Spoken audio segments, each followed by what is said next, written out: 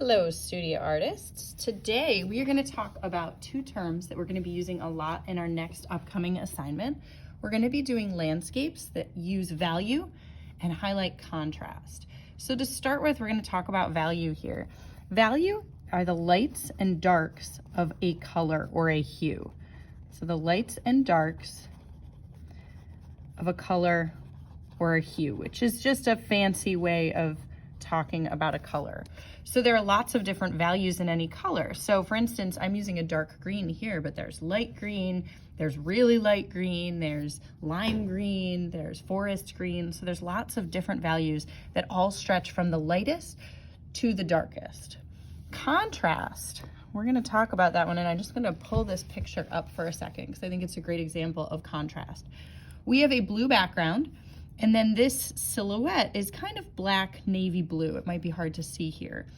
The reason this image is so effective when you're looking at it is because there is great contrast between the shape in the foreground. We have the silhouette of a person with this cool brain thing, and the background.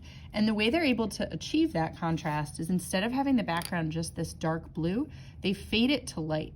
So there's a big difference between the dark and the light, which gives it a lot of contrast and makes it really pop. So contrast, we're talking about differences.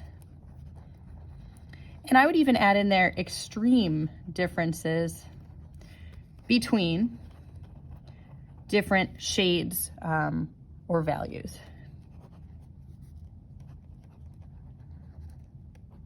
So it creates interest in a piece. So today for your exercise, what I want you to do is grab two different colored pencils. You guys should all have at least two. You want to sharpen those up, and you're going to create 5 boxes and then 1 longer strip. So to make my boxes, I just found this eraser that was a square, traced it 3 times. A bottle cap is a really good one too. You could do circles.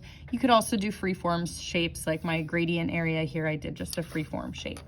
And what I want you to do is practice going from darkest to lightest, and you're trying to create a smooth transition. So my first box here, which I already started on, is going to be the darkest. So I'm going to take my colored pencil and I'm going to push as hard as I can and try and keep it really clean near the edges. This is all practice that you're going to be able to use in your landscape drawing.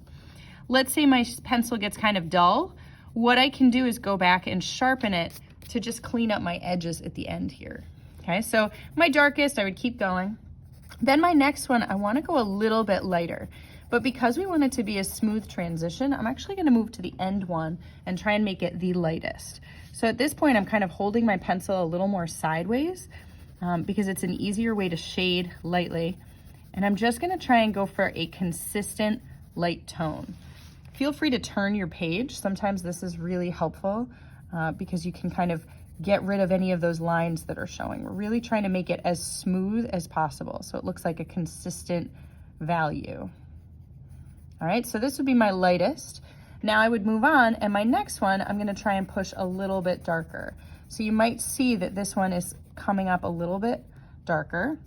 If I do it a little too light, that's okay. I can always just go back over it and darken it a little bit, but remember, we're trying to make it really consistent. So you're going to continue through this way and try and make really clean, neat, solid values. So staying consistent through that whole box. And I should be able to look at the 5 and see lightest, a little bit darker, darker, darker until the end. For the gradient, you're trying to make a smooth transition. So you can see I already started with my darkest value. I can do the same thing. And at the very end, I'm actually going to almost leave it white and very, very lightly shade just a little bit. Okay, I'm trying to keep it as light as possible. I'm slowly moving in.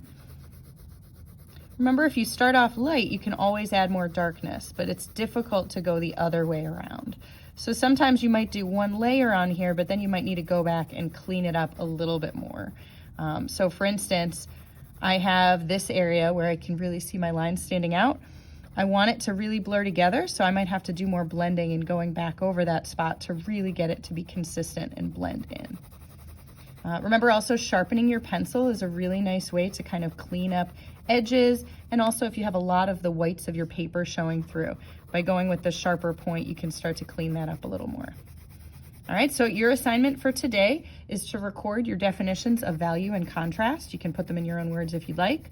You should have a transition of 5 values with 1 colored pencil from lightest to darkest in separate boxes. And then I want to see 1 gradient where we see it going from light to dark very, very smoothly. So please bring this to your next class. See you guys soon.